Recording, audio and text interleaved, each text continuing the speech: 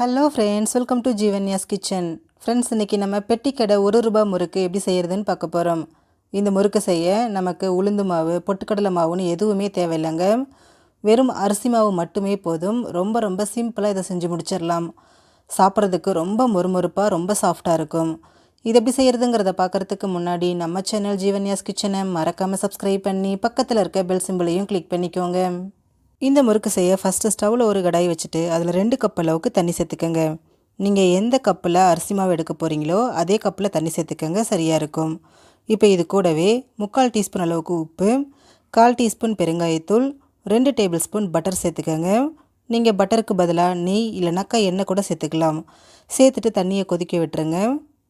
பாருங்கள், தண்ணி கொதிக்க ஆரம்பிச்சிருச்சு. ரொம்ப நேரம் கொதிக்க வேண்டாம், ஒரு கொதி வந்தாலே போதும்.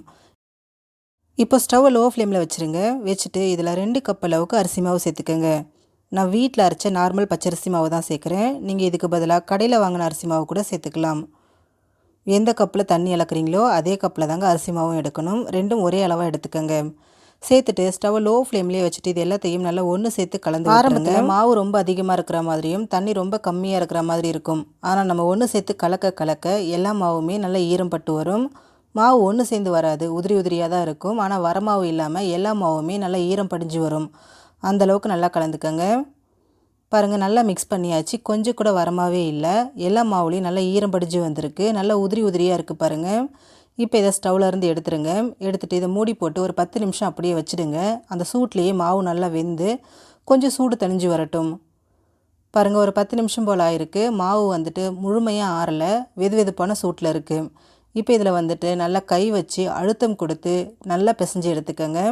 எக்ஸ்ட்ரா தண்ணி எதுவுமே தேவைப்படாது. அந்த ஈரமே நமக்கு சரியாக இருக்கும். நம்ம அழுத்தம் கொடுத்து பிசைய பிசைய தான் மாவு நமக்கு நல்லா சாஃப்டாகி நல்லா ஒன்று சேர்ந்து வரும். அதனால் நல்லா இதை பிசைஞ்சு எடுத்துக்கோங்க. ஒருவேளை உங்களுக்கு ரொம்ப ட்ரையாக இருக்க மாதிரி இருந்துச்சுன்னா கொஞ்சமாக தண்ணியை தெளிச்சிட்டு பிசைஞ்சிக்கோங்க. பாருங்கள், ஓரளவுக்கு பிசைஞ்சாச்சு. இப்போ இதில் 1 டீஸ்பூன் எள்ளு சேர்த்துக்கோங்க. கருப்பியல், வெள்ளையல் எது வேணாலும் சேர்த்துக்கலாம். கூடவே 1/2 டீஸ்பூன் ஓமம் சேர்த்துக்கோங்க. சேர்த்துட்டு திரும்பவும் இதை நல்லா ஒன்று சேர்த்து பிசைஞ்சிக்கோங்க. இது மாவு பிசைய ஆரம்பிக்கும் போதே சேர்க்கணும். நான் மறந்துட்டேன், அதனால் இப்போ சேர்த்துருக்குறேன். பாருங்கள், எல்லாத்தையும் நல்லா ஒன்று சேர்த்து பிசைஞ்சாச்சு. நான் எக்ஸ்ட்ரா தண்ணி எதுவுமே சேர்க்கலைங்க. நான் சேர்த்த தண்ணியே சரியாக இருந்துச்சு.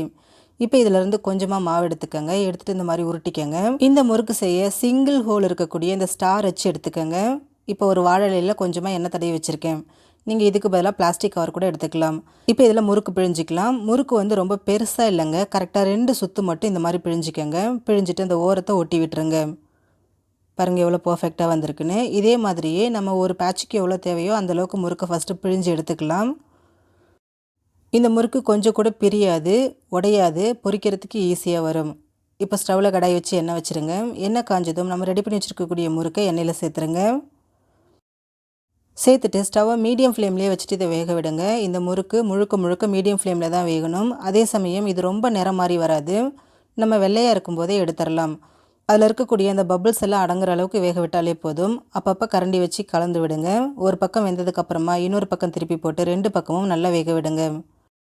பாருங்கள், முறுக்கு எல்லாமே நல்லா வெந்துருச்சு. அந்த பபிள்ஸ் எல்லாம் முழுமையாக அடங்கிடுச்சு பாருங்கள். ஆனால் அந்த முறுக்கோட நிறம் மாறவே இல்லை பாருங்கள், அப்படியே வெள்ளையாகவே இருக்குது. இப்போ இதை நம்ம எண்ணெயிலேருந்து எடுத்துடலாம். எடுத்துகிட்டு மீதி இருக்கிற எல்லாத்தையும் இதே மாதிரியே பொரிச்சிக்கலாம். ரொம்ப ரொம்ப சிம்பிளான முறையில் பெட்டிக்கடை ₹1 முறுக்கு ரெடி ஆகிடுச்சு. ஃப்ரெண்ட்ஸ், நீங்களும் இந்த ரெசிபியை ட்ரை பண்ணி பாருங்கள். ரொம்ப சாஃப்டாக, ரொம்ப மொறுமொறுப்பாக இருக்கும். ஃப்ரெண்ட்ஸ், இந்த வீடியோ உங்களுக்கு பிடிச்சிருந்தால் லைக் பண்ணுங்கள். உங்கள் ஃப்ரெண்ட்ஸ் அண்ட் ஃபேமிலி மெம்பர்ஸோட இந்த வீடியோவை ஷேர் பண்ணுங்கள். நம்ம சேனல் ஜீவன்யாஸ் கிச்சனை சப்ஸ்கிரைப் பண்ணி பக்கத்தில் இருக்க பெல் சிம்பிளையும் கிளிக் பண்ணிக்கோங்க. அப்போ தான் நான் போடுற வீடியோஸோட நோட்டிஃபிகேஷன்ஸ் உடனுக்குடனே உங்களுக்கு வரும். தேங்க்யூ.